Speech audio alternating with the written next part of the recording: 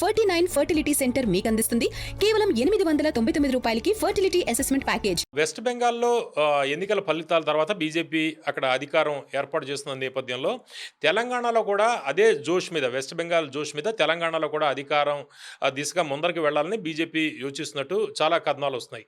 చలసాని శ్రీనివాస్ గారు, ఇప్పుడు కపిలవాయి దిలీప్ కుమార్ గారు చెప్తుంది ఏంటంటే ఆయన గతంలో బీజేపీలో చేశారు, కేసీఆర్ గారికి వ్యక్తిగత కార్యదర్శిగా కూడా చేశారు, కాంగ్రెస్ పార్టీలో కూడా చేశారు, ఢిల్లీ తోటి ఆయనకు బాగా సన్నిహిత సంబంధాలు ఉన్నాయి. మాధవరెడ్డి గారికి ఆయన సెక్రటరీగా కూడా చేశారు, చాలా అనుభవజ్ఞులు. ఆయన చెప్తుంది ఏంటంటే ఇప్పుడు వెస్ట్ బెంగాల్ రిజల్ట్ నేపథ్యంలో తెలంగాణలో కోడ్ లోటస్ అంటూ ఒక ఆపరేషన్ చేయబోతోంది బీజేపీ. వివిధ పార్టీల నుంచి చాలా పెద్ద ఎత్తున బీజేపీకి జాయిన్ అయ్యే అవకాశం ఉంది అనేది ఆయన చెబుతున్నారు. అవకాశం ఉందా ఇక్కడ? ఆ వ్యాక్యూమ్ ఉందా?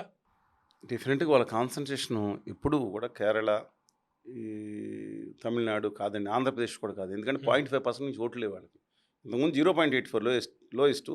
ఇక వాళ్ళ బెదిరించి బామాలి వాళ్ళ మానసికంగా చేసుకోవాలి. సౌత్ ఇండియా గేట్వే లాగా వాళ్ళు ఇది ఇంతకుముందే చెప్పారు. ఎందుకంటే రామాధవ్ గారు చెప్పారు, కిరణ్ కుమార్ రెడ్డి గారిని లాస్ట్ బాల్ అని చెప్పి ఆంధ్రప్రదేశ్ను కంప్లీట్గా ముంచేసిన ఆయన కూడా దక్షిణాది మీద దండయాత్ర మొదలు పెడుతున్నాను. ఏదో ఇది విదేశం అయినట్టు ఉత్తరాది. But the gateway open. ఇప్పుడు దక్కన్లో Malik Kafur gateway, Deccan gateway open చేయాలంటే యాదవరాజులు ఉన్న దౌలతాబాద్ దేవగిరిని తీసుకుని ఓపెన్ చేయాలంటే ఇక్కడ కొట్టాలి, తెలంగాణ కొట్టాలి. తెలంగాణ గుండెకాయ దక్కన్ పీఠముకి. మీరు చూడండి, సౌత్కి వెళ్ళాలన్నా, లెఫ్ట్కి వెళ్ళాలన్నా, రైట్కి వెళ్ళాలన్నా, ఈస్ట్ వెస్ట్కి వెళ్ళాలన్నా సెంటర్లో ఉంటుంది. దీని మీద కొట్టాలనుకున్నాడు. 2 సార్లు ఉలుగ్ ఖాన్ అని మహమ్మద్ బిన్ కూడా దెబ్బ పారిపోయాడు. 3ఓసారి ఇక్కడ వాళ్ళు మనలో మనం కొట్టుకుని, మళ్ళీ చెప్తున్నానండి, దాంట్లో అక్కడ ప్రత్యురాయలు కానీ సరే ఎవరన్నా కానీ బొబ్బారెడ్డి కానీ ఎవరైనా చేయండి, ఇక్కడ వీళ్ళు కొట్టుకుని వాళ్ళకి అవకాశం ఇచ్చారు. మళ్ళీ చెప్తున్నాను, తెలుగు జాతి తనలో తాము కొట్టుకుని పడిపోతే ప్రతాపరుద్రుడిని బందీ చేసి తీసుకెళ్ళిపోతే నర్మ దగ్గర నేను ఆత్మగౌరవంతో బతుకుతాను అని చెప్పి నదిలో మొసళ్ళకు ఆహ్వానపడి అంత గొప్ప చరిత్ర ఉంది తెలుగు జాతికి. ఇవాళ తెలంగాణలో మాత్రం వాళ్ళకి అవకాశం కనపడతా ఉంది కొంచెం. ఎందుకంటే బీఆర్ఎస్ని చేతిలో పెట్టుకున్నారు. డెఫినెట్గా కనపడతాం. లాస్ట్ ఎన్నికల్లో ఏం చేశారు, ఎట్లా వాళ్ళ సహకారం లేకుండా ఎన్ని సీట్లు వచ్చినాయంటే, తర్వాత ఎన్నికల్లో ఎందుకు కొన్ని పోటీ చేయలేదు, శాసనమండలి ఎన్నికల్లో కూడా ఎందుకు పోటీ చేయలేదు కొన్ని క్లియర్గా అర్థమవుతుంది. ఇవాళ వాళ్ళకి ఆల్టర్నేటివ్ లేదనే పరిస్థితి కూడా కేసులు అన్నీ ఉంటాయి కదండి. ఇవాళ కాంగ్రెస్లో కోమటిరెడ్డి రాజగోపాల్ రెడ్డి గారు సహా కోమటిరెడ్డి వెంకటరెడ్డి గారు ఇద్దరు కూడా అలయబలయ చేసుకుని వచ్చిన వాళ్ళే. ఆయన బీజేపీకి వెళ్ళి వచ్చారు, ఈయన వెళ్ళి అమిత్ షా గారిని కలిసి వచ్చారు. ఆయన రాజగోపాల్ రెడ్డి గారు బీజేపీకి వెళ్ళి వచ్చిననే వెంకటరెడ్డి గారు అలయబలయ చేసుకుని అమిత్ షా గారిని కలిసి వచ్చారు. ఇక ఉత్తమ్ కుమార్ రెడ్డి గారు, బట్టి విక్రమార్క గారు అయితే కాంగ్రెస్కి దామోదర స్టాంచ్ లెఫ్టినెంట్స్ వాళ్ళు. I don't think they will lead. పాతకాపులు కాంగ్రెస్ పార్టీకి గట్టిగా నిలబడే వాళ్ళు దుద్దిశ్రీబాబు గారు వెరీ లాయల్ టు దెమ్. సరే వాళ్ళు, కానీ ఈ నేపథ్యంలో బీఆర్ఎస్లో కూడా నేను చాలా ముఖ్యమైన లీడర్స్. ఎవరు? ఏ స్థాయి అంటే రాష్ట్ర మంత్రులుగా ఉన్న స్థాయి, ఇంతకుముందు చిన్న స్థాయి కాదు, మిగతా వాళ్ళని ముందు పెట్టేటట్లో ఇబ్బంది ఉంటుంది. అంటే వాళ్ళకి అధికారం ఇచ్చేటట్టు కోరిక ఒప్పుకోరు. రామచంద్రరావు గారు ఏముంది, నార్మల్ పెద్ద మనిషి ఆయన ఒప్పుకుంటాడు, కానీ మిగతా వాళ్ళ ఇష్టం. కానీ ఇక్కడ ఇంకో రివర్స్ కూడా జరుగుతుంది. ఈటల రాజేందర్ గారు ద మోస్ట్ పవర్ఫుల్ క్యాండిడేట్ అండి, దమ్మున్న candidate. Maybe right person wrong పార్టీగా అని కొంతమంది ప్రొజెక్ట్ చేయొచ్చు. ఆయన ఐడియాలజీ అబ్సల్యూట్లీ ఉత్తర భారత బ్యాచ్ ఐడియాలజీ కాదే. లెఫ్ట్ నుంచి వచ్చాడు కదా, పూర్తి ఎక్స్ట్రీమ్ లెఫ్ట్ నుంచి వచ్చారు ఆయన. వాళ్ళ మిస్సెస్ ఇద్దరు కూడా అక్కడ దాని నుంచి వచ్చారు. ఆయన బేసిక్గా పోరాడే తత్వం ఆయనకి.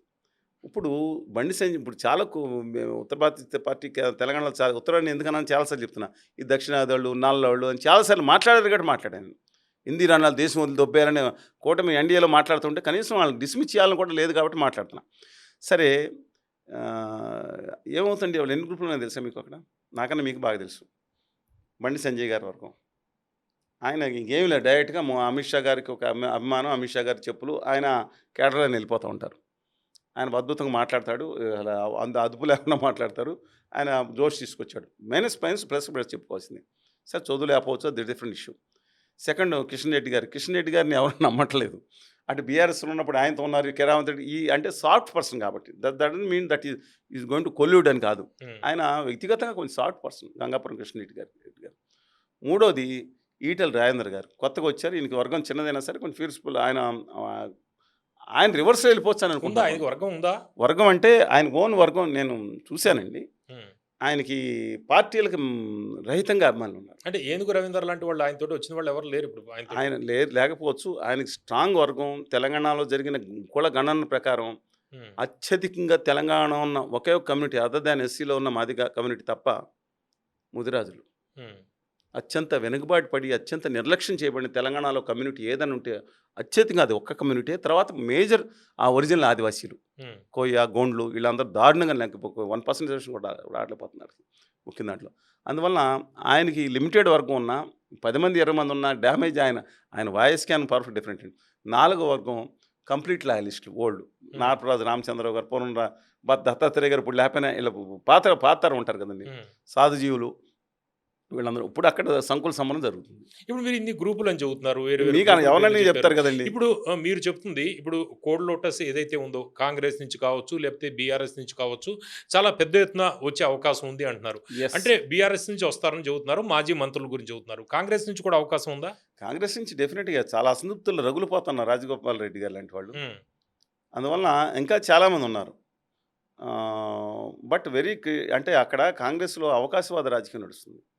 ఇవాళ బట్టి విక్రమార్క గారు లాయల్గా ఉన్నారు. ఆయన కొంత బలం ఉంది కాంగ్రెస్ పార్టీలో. మల్లికార్జున ఖార్గే గారితో అత్యంత సన్నిహిత సంబంధాలు ఉన్నాయి.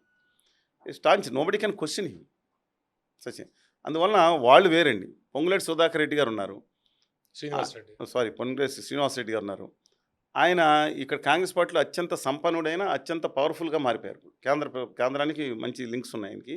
ఒకనొక టైంలో ఆయన బీజేపీలోకి వెళ్తారు, బీజేపీ అనుకున్నారు. వైఎస్ఆర్ కాంగ్రెస్ పార్టీ నుంచి ఎంపీగా నెగ్గారు. ఎవరి మద్దతుతో కాదు, బీఆర్ఎస్ కాంగ్రెస్ వచ్చేటప్పుడు ఆయన బీజేపీకి వెళ్తారా అని ఒక బీజేపీకి అనుకున్నారు, బీజేపీ వస్తుందని. బట్ సరే ఇక్కడ బేరం కుదిరిందని అంటూ ఉంటారు. ఎల్లమెల్ల ఆయన ఖర్చు పెట్టుకున్నాడు. ఆయన ఏంటి రైతు అది పెట్టారు కదండి అంత రాష్ట్రంలోనూ ఆంధ్రప్రదేశ్ తెలంగాణలో. ఆయన ఫైనాన్షియల్గా వెరీ స్ట్రాంగ్. ఇవాళ మొత్తం రెవెన్యూ తెలంగాణ రెవెన్యూ అంతా మొత్తం ఆయన చేతిలోనే ఉంది. అందువలన powerful. Apart from that is having cloud about 20 అని క్లెయిమ్ చేసుకోవచ్చు. 10 నుంచి 15 మంది అంటే ఆయన పక్కెళ్తే ప్రభుత్వం పడిపోయే పరిస్థితి ఉండే అంత పవర్ఫుల్ పొజిషన్ ఉంది. అందుకని బీజేపీకి వాళ్ళు వచ్చిన వెంటనే గవర్నమెంట్ ఫార్మ్ చేయడానికి ఉంది. ఏం చేస్తారండి వాళ్ళు? పార్లమెంట్ సీట్లో అసెంబ్లీ లేదు. బట్ వచ్చే ఎన్నికలు ఇంకా 2-3 ఏళ్ళ ఆ లోపు 10వ తారీఖు మోడీ గారి సభ ఉంది హైదరాబాద్లో. ఆ సభ తర్వాత పరిణామాలు కొద్దిగా వేగం అయ్యే అవకాశం. ఎలక్షన్ దగ్గరికి వస్తేనే పెరుగుతాయండి ఒకళ్ళిద్దరు తెప్పితే. ఇంకా ఎలక్షన్స్ జిహెచ్ఎంసీ ఎన్నికలు అనేది ఒక ప్రీ ఫైనల్స్ లాగా భావిస్తున్నారు. మనం లాస్ట్ టైం జిహెచ్ఎంసీ ఎన్నికల్లో మనం ఎన్ని సీట్లుగా బీజేపీకి అంత ఎక్స్పెక్ట్ చేశారు మీరు? ఒక బ్లాక్ షిప్ కింద అంటే వెనకమాల ఉండి టకెల్మని వచ్చి కాంగ్రెస్ ఒకటే స్థానంలో గెలిచింది. అందుకని విచిత్రంగా ఉంటుంది. అప్పుడు బీఆర్ఎస్ ఒక హవా అధికారం అనుకున్నారు. సరే డిఫరెంట్ సిచ్యుయేషన్స్. బట్ ఇవాళ టెస్ట్ అండి ఇది. ఎమోషన్స్ తీసుకొస్తారు. కాంగ్రెస్ పార్టీ అయితే ఇప్పుడు 2 సీట్లు మీరు గమనించాలి. బీజేపీ ఎక్కడ ఉంది అసలు? కంటోన్మెంట్స్ సీట్లో బీజేపీకి ఎన్ని ఓట్లు వచ్చినాయి? దీపక్ రెడ్డి గారిని పెట్టిన most powerful financially sound person Deepak Reddy గారిని పెడితే జూబ్లీస్ ఎన్ని ఓట్లు వచ్చినాయి? ఇంతకుముందు ఓట్లు కన్నా ఓట్లు తగ్గినాయి కదా. అందువల్ల ఈ నేపథ్యంలో వాళ్ళు డే అండ్ నైట్ కష్టపడతారు. Congress party very opportunistic party కాబట్టి డే అండ్ నైట్ కష్టపడతారు. అది ఉన్ననాళ్ళు వీళ్ళకి చేసేద్దాం, తర్వాత ఇంకా 2.5 ఏళ్ళు కదా అని ఉంటుంది. అందువలన let us wait and see అండి. వాళ్ళకి అలయన్స్ ఉంటుంది కాంగ్రెస్ పార్టీకి. వాళ్ళ ఎంఐఎం ఒక సహకారం లాస్ట్ ఎన్నికల్లో మళ్ళీ రిపీటింగ్ అండ్ లాస్ట్ ఎన్నికల్లో హైదరాబాద్ మినహాయించి మిగతా చోట్ల ఎవరు కూడా ముస్లిం మైనార్టీలు ఓవైసీగా లెక్క చేయలేదు. కంప్లీట్ కాంగ్రెస్ ఈజ్ కంప్లీట్ అంటే బై అండ్ లార్జ్. ఈసారి హైదరాబాద్లో అలయన్స్ బట్టి వాళ్ళు కాంగ్రెస్తోనే ఉంటారు. అందుకని Congress is having an edge అండి because of power and all these things. అందువలన అది చూస్తారు అనుకున్నా. చాలామంది నాయకులు 1-2 చూసిన తర్వాత డెసిషన్ తీసుకుంటారు అనుకున్నా. ఫిల్మ్ ఇక 2.5 ఏళ్ళు అధికారంలో ఎందుకు కోల్పోతారు? వెస్ట్ బెంగాల్లో కూడా ముస్లింలు చాలా ఎక్కువ మంది ఉంటారు. వాళ్ళ వల్లే మమతా బెనర్జీ అధికారంలోకి వచ్చింది, వాళ్ళ వల్లే పోయింది అనుకున్నారు. వాళ్ళ వల్లే పోతుంది. ఇప్పుడు ఎప్పుడైతే 25%, 30% దనాడు కొంటూ వాళ్ళు కన్సాలిడేషన్ ఓటింగ్గా ఉండి ఇంకొకళ్ళు ఉపయోగపడతారు. వాళ్ళే అధికారంలో ఉండి ఇప్పుడు ఆ ఓట్లు తీర్చుకుంది. ఎవరు సిపిఎం నుంచి ఎవరు నెగ్గింది? ఎవరు కాంగ్రెస్ నుంచి నెగ్గింది? ఎవరండి? ఎంతమంది వేశారు అక్కడ? ఎక్సెప్ట్ మీరు అక్కడ చీలన ఓటు ఎక్కడ ఉందంటే దక్షిణ మణిపూర్ కింద అంటే సౌత్ వెస్ట్లో ఉన్న పార్ట్లో ఒక్క సీటు కూడా నెగ్గడానికి నెరిచిపోయింది వాళ్ళకి. ఎవరికి టీఎంసీకి కానీ సిపిఎం కానీ కాంగ్రెస్ కానీ జోలికి కూడా వెళ్ళలేదు. వాళ్ళు ఎక్కడైతే ఇప్పుడు ఓన్లీ మమతా గారి బేసిన్ ఎక్కడ నిలబడింది? కేవలం Calcutta and north Calcutta and central of Bengal. మొత్తం జలపేకు నార్త్లో 5 సీట్లు రాలేదండి.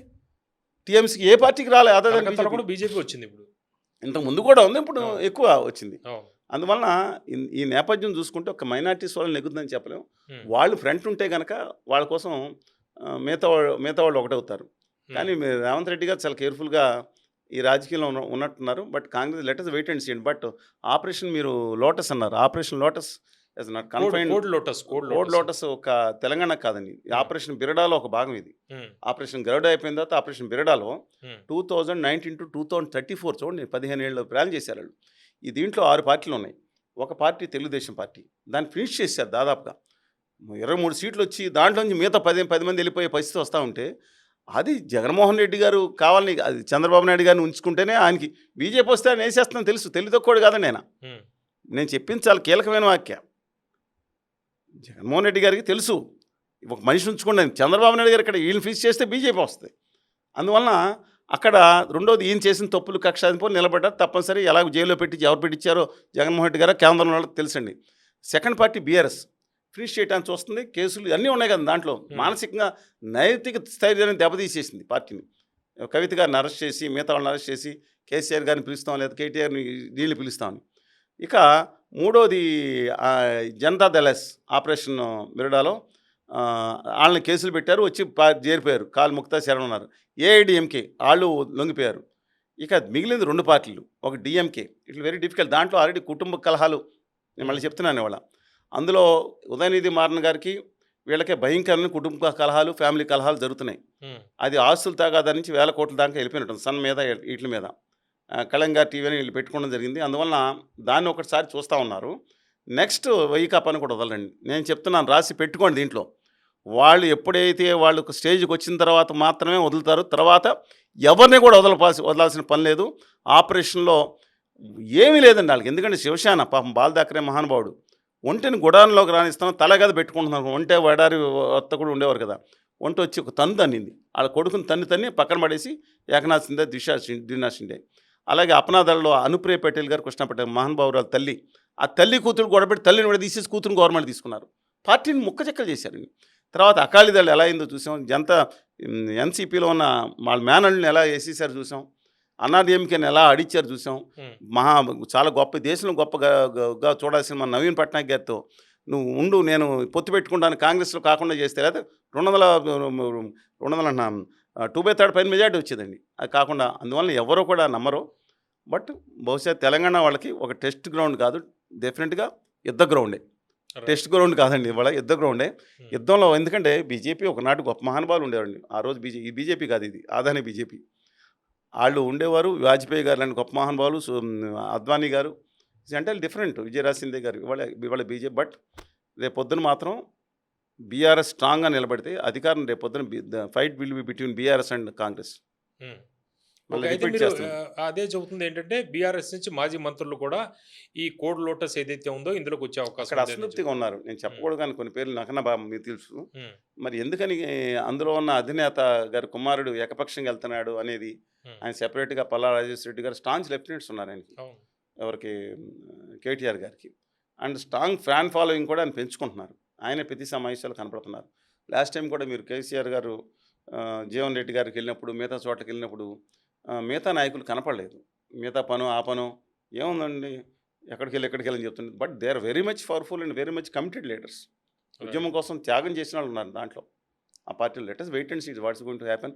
But I'm not going to understand. వీళ్ళకి కేసీఆర్ గారికి ఇచ్చింది అదృష్టం ఏంటంటే వాళ్ళ కుటుంబానికి వాక్కు. అసలు నేను అలాంటి మాటల మాంత్రికుల యొక్క కుటుంబాన్ని ఈ దేశంలో ఇంక ఏ కుటుంబంలో చూడలేదండి. అందరూ ఒక సంతోష్ గారు తప్ప వినోద్ కుమార్ గారు చక్కగా మాట్లాడతారు. కేసీఆర్ గారు మామూలుగా మాటల మాంత్రికులు కింగ్ అయిన. కేటీఆర్ గారు ఎంత అద్భుతంగా ఓరియంటేషన్ చేస్తారు. హరీష్ రావు గారు సూటిగా ఆయన మాట్లాడతారు. ఇక టీఆర్ఎస్ అధ్యక్షురాలు కవిత గారు ఏదో టీఆర్ఎస్ అని ఆయన పెట్టారు. అసోసియేషన్ కాదు, టీఆర్ఎస్ అని ఇప్పుడు తెలంగాణ రాష్ట్ర సేన అని రాష్ట్ర సేన కాకుండా ఏదో ఇంకోటి ఏదో పెట్టినట్టున్నారు. అందుకని వచ్చినట్టు ఇస్తున్నారు కదండి, అసోసియేషన్ కాదు. అందువల్ల టీఆర్ఎస్ అధ్యక్షురాలు కవిత గారు ఎలా మాట్లాడతారండి, చాలా అద్భుతంగా మాట్లాడతారు సార్. దో లైక్ డస్ నచ్చపోతే అది వేరే విషయం. వీళ్ళ 5 అది మాట్లాడతారనేది పక్క విషయం, కానీ వాళ్ళు మాట్లాడేటప్పుడు మీకు చంద్రబాబు నాయుడు గారు ఈయన స్పీచ్, మిగతా వాళ్ళు రాజశేఖర రెడ్డి గారి స్పీచ్ మిగతా వచ్చినప్పుడు ఈయన ఏం తిడతాడని కోస్తా రాజశేఖర వాళ్ళు చూసేవారు. మీరు నమ్మరండి ఎక్కువ మంది. సరే చంద్రబాబు నాయుడు గారు ఆఖరి ఏదో పాయింట్ చెప్తారు, రాజశేఖర రెడ్డి గారు ఏమో అని మొదలు పెడతారు, అంతవరకు ఓకే. అంటే ఈయన అవతల శత్రువును కూడా నిలుపుకోగలిగే చాకచక్యం ఆయన మాటలో ఉంది. అందుకని మాటల మాంత్రికుడి కుటుంబం అంటారు.